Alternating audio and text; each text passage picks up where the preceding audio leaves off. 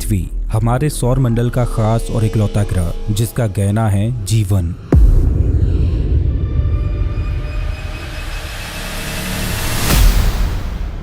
जल, थल और आकाश, पृथ्वी के कोने कोने में जीवन थिरक रहा है। कहीं पर गहरे समुद्र हैं तो कहीं पर धूल से भरे रेगिस्तान, तो कहीं पर आकाश को छूती हुई पर्वतमालाएं।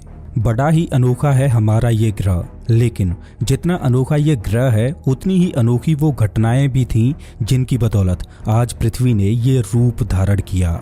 अगर हम पृथ्वी के अतीत में झांक कर देखें तो हमें दिखाई देंगी वो घटनाएं जो कि महाप्रलयकारी थी, जिन्होंने पृथ्वी को निर्मित किया। अगर अतीत में वो चमत्कारी घटनाएं ना घटती तो आज ना हमारा सूर्य होता, ना पृथ्वी होती और ना ही जीवन का कोई अस्तित्व होता। पृथ्वी का अतीत रोमांच से भरा हुआ है कि कैसे हमारे इस ग्रह का निर्माण हुआ। वो कौन सी चमत्कारी घटनाएं थीं जिन्होंने पृथ्वी के निर्माण में अपनी अहम भूमिकाएं निभाई। नमस्कार दोस्तों, मैं श्याम तंवर स्वागत करता हूं आपका इस वीडियो में। आज से 460 करोड़ साल पहले, अभी आप अपनी स्क्रीन पर जो तस्वीर देख रहे हो वो एक नेबुला की है।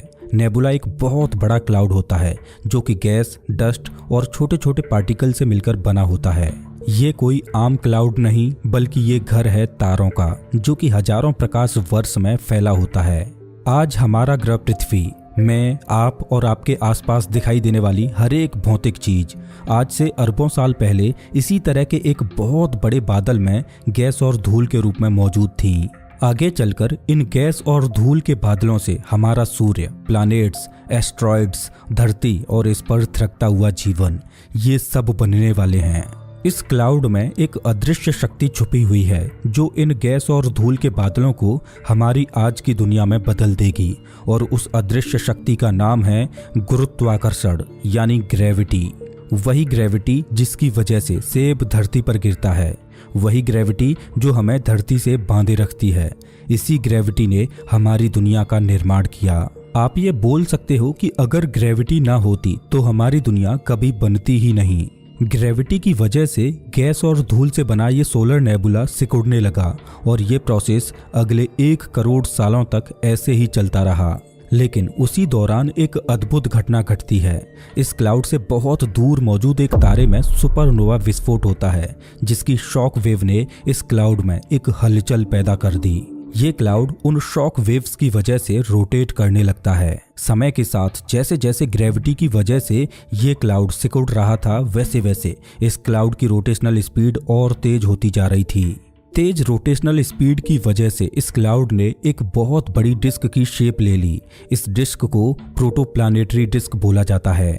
ग्रेविटी की वजह से इस डिस्क में मौजूद ज्यादातर मैटर इसके सेंटर की ओर दबता जा रहा था, जिससे इस डिस्क के सेंटर में प्रेशर और टेम्परेचर दोनों ही बढ़ते जा रहे थे। और करोड़ों सालों के प्रोसेस के बाद इस डिस्क के सेंटर में एक तारे का जन्म होता है जिसे हम सूर्य बोलते हैं। सूर्य के बनने के बाद ये डिस्क अभी भी बहुत तेजी से सूर्य के चारों ओर घूम रही थी। अभी से 4.5 अरब साल पहले हमारी पृथ्वी और सौर मंडल के सभी ग्रह सूर्य के चारों ओर सिर्फ गैस और धूल के रूप में ही चक्कर लगा रहे थे। धीरे धीरे ये धूल के कण आपस में जुड़ने लगे और अगले लाखों सालों तक ये प्रोसेस ऐसे ही चलता रहा और ये धूल आपस में जुड़कर बड़े बड़े ऑब्जेक्ट्स में बदलने लगी। जैसे जैसे ये ऑब्जेक्ट्स बड़े होते जा रहे थे वैसे वैसे इनकी ग्रेविटी भी बढ़ती जा रही थी, जिससे ये आकाशीय पिंड और तेजी से डिस्क में मौजूद गैस और धूल को अपने अंदर खींचते जा रहे थे। आप ये बोल सकते हो कि ये पिंड एक वैक्यूम क्लीनर की तरह सूर्य के चारों ओर घूम रही गैस और धूल को अपने अंदर खींचते जा रहे थे। ये पिंड धीरे धीरे ग्रहों का रूप लेते जा रहे थे और करीब 30 लाख साल लगे इस प्रोटोप्लानेटरी डिस्क से प्लैनेट्स बनने में। लेकिन अभी भी ये प्लैनेट्स बहुत छोटे थे। वैज्ञानिक मानते हैं कि शुरुआत में हमारे सौर मंडल में करीब 100 से भी ज्यादा छोटे छोटे ग्रहों का निर्माण हुआ था। इन्हें वैज्ञानिक प्रोटोप्लैनेट्स बोलते हैं। लेकिन अब हमारा सौर मंडल एक भयानक रूप लेने वाला था। सौर मंडल के शुरुआती दौर में जितने भी प्रोटोप्लैनेट्स बने थे वो सभी सूर्य के चारों ओर बहुत तेजी से घूम रहे थे और उन सभी प्रोटोप्लैनेट्स का ऑर्बिट अनस्टेबल था। इस वजह से ये प्रोटोप्लैनेट्स एक दूसरे के ऑर्बिट को इंटरसेक्ट कर रहे थे, जिससे ग्रेविटी की वजह से ये आपस में टकराने लगते हैं। आपस में टकराने की वजह से इन प्लैनेट्स का साइज बड़ा होता जा रहा था और समय के साथ आपस में टकरा टकरा कर अब सौरमंडल में सिर्फ गिने चुने ही प्लैनेट्स बचे थे। अभी तक पृथ्वी से कई प्रोटो प्लैनेट्स टकराए। इन टकरावों की वजह से इतनी हीट पैदा हुई कि हमारी पृथ्वी पूरी तरह से धधकते हुए एक लावे की गेंद बन चुकी थी। लेकिन अब पृथ्वी पर एक और भयानक घटना घटने वाली थी। तकरीबन मंगल ग्रह के आकार का एक ग्रह, जिसे वैज्ञानिकों ने थिया नाम दिया है, ये पृथ्वी की ओर बहुत तेजी से आता है और पृथ्वी से टकरा जाता है। वैज्ञानिकों ने इस घटना को जाइंट इम्पैक्ट नाम दिया। ये टकराव इतना भीषण था कि जैसे ही ये प्लैनेट पृथ्वी से टकराया तो भारी मात्रा में पृथ्वी का पिघला हुआ लावा अंतरिक्ष में छिटक गया और पृथ्वी के चारों ओर एक रिंग के रूप में फैल गया और समय के साथ वो रिंग एक ऑब्जेक्ट में बदलने लगी, जिसे आज हम चंद्रमा बोलते हैं। दोस्तों, चंद्रमा के बनने के बारे में वैज्ञानिक अलग अलग थ्योरीज देते हैं। जैसे कि कैप्चर थ्योरी के अनुसार ऐसा माना जाता है कि चांद कोई प्रोटो प्लैनेट था जो कि पृथ्वी की ग्रेविटी की वजह से इसके ऑर्बिट में आकर फंस गया। वहीं एक थ्योरी ये कहती है कि जब पृथ्वी का निर्माण हो रहा था तब साथ ही साथ पृथ्वी के ऑर्बिट में चंद्रमा का भी निर्माण हो गया। लेकिन जब साल 1969 में इंसान पहली बार चांद पर गए तब अपोलो 11 के एस्ट्रोनॉट्स चांद की मिट्टी अपने साथ लेकर आए। जब चांद से लाई गई उस मिट्टी पर परीक्षण किया गया तो वैज्ञानिकों ने पाया कि चांद की मिट्टी की संरचना भी पृथ्वी की मिट्टी से मेल खाती है, जो ये साबित करती है कि अतीत में चंद्रमा पृथ्वी का ही हिस्सा रहा होगा। तो वैज्ञानिक चांद के बनने के बारे में जाइंट इम्पैक्ट थ्योरी को ही सटीक मानते हैं। उस सोलर नेबुला से पृथ्वी के बनने में अभी तक 5 करोड़ साल बीत चुके थे। चांद का जन्म हो चुका था, लेकिन पृथ्वी का चंद्रमा आज की तरह बिल्कुल भी नहीं था। उस समय पृथ्वी का चंद्रमा पृथ्वी के इतने करीब था कि ये आज की तुलना में करीब 15 गुना से भी ज़्यादा बड़ा दिखाई देता था और शुरुआत में चंद्रमा भी धधकते हुए लावे की एक गेंद की तरह था। अतीत में थिया प्लैनेट का पृथ्वी से टकराना पृथ्वी के लिए एक भयानक घटना थी, लेकिन अगर उस घटना को इंसानों के नज़रिए से देखा जाए तो वो वास्तव में एक वरदान ही था, क्योंकि उस टकराव की वजह से पृथ्वी अपनी एक्सिस पर 23.5 डिग्री से झुक गई, जिसका आगे चलकर पृथ्वी पर बहुत फायदा मिलने वाला था। आज हम अपनी पृथ्वी पर अलग अलग ऋतुओं को अनुभव करते हैं, जैसे सर्दी, गर्मी और बरसात। पृथ्वी पर ये ऋतुएं पृथ्वी के अपनी एक्सिस पर इस टिल्ट की वजह से ही बदल पाती हैं और पृथ्वी के इस टिल्ट को चंद्रमा स्थिर रखे हुए है। अभी पृथ्वी रहने लायक तो बिल्कुल भी नहीं थी, लेकिन अब पृथ्वी पर एक ऐसी घटना घटने वाली थी जिसकी वजह से आगे चलकर धरती पर जीवन संभव हो पाया। दरअसल पृथ्वी के अंदर मौजूद हल्के एलिमेंट्स सतह की ओर ऊपर उठने लगे और भारी एलिमेंट्स जैसे कि लोहा और अन्य धातुएं पृथ्वी के केंद्र में जमा होने लगीं। जैसे जैसे पृथ्वी की कोर का निर्माण होता जा रहा था, वैसे वैसे पृथ्वी की एक अदृश्य ढाल बनती जा रही थी, जिसे हम मैग्नेटिक फील्ड बोलते हैं। दोस्तों, अगर पृथ्वी का मैग्नेटिक फील्ड ना होता तो आज पृथ्वी पर जीवन का नामो निशान भी ना होता, क्योंकि सूर्य से लगातार सोलर तूफान निकलते रहते हैं, जिनमें मौजूद चार्ज पार्टिकल्स पृथ्वी की ओर गोली से भी तेज रफ्तार से आते हैं। लेकिन पृथ्वी का magnetic field in charge particles को धरती पर आने से रोकता है। अगर पृथ्वी का मैग्नेटिक फील्ड ना होता तो ये सौर हवाएं पृथ्वी के वायुमंडल को खत्म कर देती, पृथ्वी पर मौजूद समुद्रों को सुखा देती। तो आप सोचकर देखिए कि बिना मैग्नेटिक फील्ड के क्या धरती पर जीवन संभव हो पाता। धरती धीरे धीरे ठंडी होती जा रही थी और इसकी अलग अलग लेयर्स बनती जा रही थी। पृथ्वी की क्रस्ट का निर्माण होने लगा था। दोस्तों, पृथ्वी के बनने के इस प्रोसेस में अभी तक पृथ्वी का मैग्नेटिक फील्ड बन चुका था और पृथ्वी का चंद्रमा भी जन्म ले चुका था, लेकिन अभी भी पृथ्वी पर एक जरूरी चीज की कमी थी, पानी। अभी तक पूरी पृथ्वी एकदम बंजर और वीरान थी, जिस पर समुद्र तो मौजूद थे लेकिन धधकते हुए लावे से भरे हुए। पृथ्वी अपनी धुरी पर इतनी तेजी से घूम रही थी कि उस समय पृथ्वी के दिन और रात महज 6 घंटे के होते, जहां 3 घंटे का दिन तो 3 ही घंटे की रात होती। जहां इनर सोलर सिस्टम में रॉकी प्लैनेट्स का निर्माण हो रहा था, तो वहीं आउटर सोलर सिस्टम में बड़े बड़े गैस जाइंट्स का निर्माण हो रहा था। साथ ही निर्माण हो रहा था कॉमेट्स और एस्ट्रॉइड्स का, और इन कॉमेट्स और एस्ट्रॉइड्स में मौजूद थे मिनरल्स और पानी। लेकिन ये कॉमेट्स पृथ्वी से बहुत दूर एस्ट्रॉयड बेल्ट में मौजूद थे जो कि सूर्य की परिक्रमा कर रहे थे। इस समय तक हमारे सौर मंडल के सबसे बड़े गैस जाइंट जुपिटर का भी निर्माण हो चुका था। जुपिटर की ग्रेविटी इतनी ज्यादा थी कि इसने सौर मंडल में खलबली मचा दी, जिसका असर हमारी पृथ्वी पर भी होना था और पृथ्वी को एक बहुत बड़ी महाप्रलय से गुजरना था। दरअसल जुपिटर की ग्रेविटी की वजह से जो बड़े बड़े एस्ट्रॉइड्स और कॉमेट्स सूर्य के चारों ओर एक सर्कुलर पाथ में परिक्रमा कर रहे थे, उन सभी बड़े बड़े एस्ट्रॉइड्स और कॉमेट्स ने जुपिटर की ग्रेविटी से प्रभावित होकर अपने सर्कुलर पाथ को छोड़कर अब इलिप्टिकल पाथ में सूर्य की परिक्रमा करना शुरू कर दिया। और जब इलिप्टिकल ऑर्बिट में घूमते हुए वो बड़े बड़े एस्ट्रॉइड्स और कॉमेट्स पृथ्वी के पास से होते हुए गुजरे तो पृथ्वी की ग्रेविटी ने उन्हें अपनी ओर खींचना शुरू कर दिया और पृथ्वी पर होती है एक भयंकर एस्ट्रॉइड्स और कॉमेट्स की बारिश। एस्ट्रॉइड्स और कॉमेट्स की ये बारिश लाखों करोड़ों सालों तक ऐसे ही चलती रही।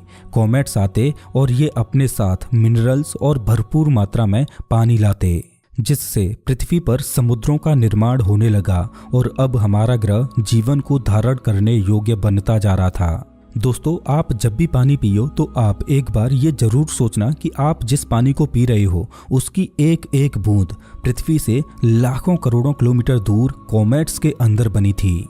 और आपको एक बार बृहस्पति ग्रह का धन्यवाद जरूर करना चाहिए कि उसकी ग्रेविटी की वजह से वो पानी पृथ्वी तक पहुंच पाया, जिसकी वजह से आप और मैं इस दुनिया में आ पाए, क्योंकि बिना पानी के पृथ्वी पर जीवन संभव नहीं हो पाता। अभी तक उस सोलर नेबुला से पृथ्वी के बनने के इस प्रोसेस में लगभग 150 करोड़ साल गुजर चुके थे। पृथ्वी की ऊपरी सतह ठंडी होकर ठोस होने लगी थी, जिससे खौलता हुआ लावा और उसमें मौजूद अन्य गैसें पृथ्वी की सतह के नीचे ट्रैप हो चुकी थीं, जिससे लावा पृथ्वी की क्रस्ट को तोड़कर ऊपर आने लगा और जो पृथ्वी पानी से ढकी थी उसमें जगह जगह ज्वालामुखी फटने लगे और उनसे छोटे छोटे आइलैंड्स बनने लगे। लाखों सालों तक ज्वालामुखी ऐसे ही फटते रहे और पृथ्वी का वायुमंडल पूरी तरह से जहरीला था, लेकिन पानी के अंदर एक चमत्कारी घटना घट चुकी थी। पानी के अंदर एक अनमोल चीज का जन्म हो चुका था। सिंगल सेल के रूप में जीवन पानी के अंदर फल फूलने लगा और आज से करीब 250 करोड़ साल पहले पानी के अंदर ऐसे सूक्ष्म जीवों का निर्माण हुआ जो एक गजब का वेस्ट प्रोडक्ट छोड़ने लगे। वो जीने के लिए सूर्य का प्रकाश और पानी में मौजूद मिनरल्स का उपयोग करते और ऑक्सीजन को छोड़ते। समुद्र के अंदर तादाद में ये माइक्रोबैक्टीरिया मौजूद थे जो लाखों करोड़ों सालों तक ऐसे ही ऑक्सीजन को प्रोड्यूस करते रहे और धीरे धीरे पृथ्वी का जहरीला वातावरण ऑक्सीजन से लबालब होने लगा और पृथ्वी का वायुमंडल बनने लगा। अभी से करीब 150 करोड़ साल पहले पृथ्वी के दिन और रात अब 16 घंटे के हो चुके थे। अभी तक पृथ्वी के बनने के इस सफर में करीब 300 करोड़ साल गुजर चुके थे, लेकिन अभी भी जीवन पानी के अंदर केवल सिंगल सेल के रूप में ही पनप रहा था। समय गुजरता जा रहा था, लेकिन पृथ्वी के अंदर एक उथल पुथल मची हुई थी, जिस वजह से पृथ्वी की टेक्टोनिक प्लेट्स आपस में खिसकने लगीं, जिससे पृथ्वी में बहुत बड़ी बड़ी दरार हो गई और ये घटना लाखों सालों तक ऐसे ही चलती रही, जिससे पृथ्वी के अंदर मौजूद लावा खुले में उबलता रहा। साथ ही साथ पृथ्वी पर जगह जगह वोल्केनो भी फट रहे थे, जिससे पृथ्वी के वायुमंडल में कार्बन डाइऑक्साइड की मात्रा बढ़ती जा रही थी, जिससे पृथ्वी पर एसिड रेन शुरू हो जाती है और ये लंबे समय तक चलती रहती है। लगातार एसिड रेन की वजह से तापमान इतना कम हो गया कि पृथ्वी पर मौजूद पानी जमने लगा और पूरी पृथ्वी पर बर्फ जम जाती है और पृथ्वी आइस एज में चली जाती है और लाखों सालों तक पूरी पृथ्वी ऐसे ही बर्फ से ढकी रहती है। लेकिन ज्वालामुखी पृथ्वी पर शांत होने का नाम ही नहीं ले रहे थे। ज्वालामुखियों से निकलने वाली गर्मी ने पृथ्वी पर जमी बर्फ को फिर से पिघलाया। धीरे धीरे जीवन एक जटिल रूप धारण करता जा रहा था और पृथ्वी का वातावरण इस जीवन को धरा पर सजोने लायक होता जा रहा था। एक तरफ जीवन समय के साथ अपने आप को इवॉल्व करता जा रहा था, तो वहीं दूसरी ओर पृथ्वी नए नए बदलावों से गुजरते हुए आज का रूप लेती जा रही थी। दोस्तों, समय के साथ पृथ्वी का केवल बाहरी आवरण ही नहीं बदल रहा था, बल्कि पृथ्वी का इनर स्ट्रक्चर भी बदलता जा रहा था और पृथ्वी की अलग अलग लेयर्स बनती जा रही थी। ऊपरी लेयर बनी क्रस्ट जो कि 8 से 40 किलोमीटर तक मोटी है। आपको बता दूं कि पृथ्वी की क्रस्ट की मोटाई कॉन्टिनेंट्स पर ज्यादा होती है और समुद्र में रिलेटिवली कम होती है। पृथ्वी की क्रस्ट के नीचे जो लेयर बनी उसे मेंटल बोला जाता है, जो कि करीब 2900 किलोमीटर तक मोटी है। मेंटल के नीचे मौजूद है पृथ्वी की कोर, और पृथ्वी की कोर भी 2 भागों से मिलकर बनी है, आउटर कोर और इनर कोर, जहां आउटर कोर लिक्विड फॉर्म में है और इनर कोर ठोस अवस्था में है। आपको बता दूं कि पृथ्वी की कोर का तापमान लगभग सूर्य की सतह के बराबर है, जो कि 6000 डिग्री सेल्सियस है। इस टेम्परेचर पर पृथ्वी की इनर कोर में मौजूद आयरन और निकल को पिघल जाना चाहिए था, लेकिन पृथ्वी की ग्रेविटी की वजह से इसके केंद्र में इतना दबाव है कि 6000 डिग्री सेल्सियस तापमान होने के बावजूद भी इनर कोर ठोस अवस्था में है। वास्तव में अतीत में पृथ्वी पर ऐसी चमत्कारी घटनाएं घटीं जिनकी बदौलत आज हम इस धरा पर श्वास ले पा रहे हैं। जिस तरह से पृथ्वी ने धूल और गैस के बादलों से निर्मित होकर समय के साथ इवॉल्व होते हुए आज की शक्ल ली, उसी तरह पृथ्वी पर मौजूद जीवन भी सिंगल सेल से इवॉल्व होते हुए एक जटिल रूप धारण करता गया। जीवन का इवोल्यूशन पृथ्वी पर अलग अलग शाखाओं में इस प्रकार इवॉल्व हुआ कि भिन्न भिन्न प्रजातियों ने पृथ्वी को जीवन से सजो दिया, और आज हम इंसान भी पृथ्वी पर मौजूद करोड़ों प्रजातियों में से एक हैं। हम इंसानों का इवोल्यूशन भी एक चमत्कारी घटना है कि कैसे हम इंसान सिंगल सेल से इवॉल्व होते हुए आज के इंसान बने। वो कौन कौन सी चमत्कारी घटनाएं थीं, अगर वो ना घटती तो आज हम इंसानों का इस धरती पर वर्चस्व ना होता। दोस्तों, इंसानों के इवोल्यूशन को आप स्क्रीन पर दिखाई दे रही इस वीडियो पर क्लिक करके देख सकते हो। मैं आपको वहीं मिलता हूँ।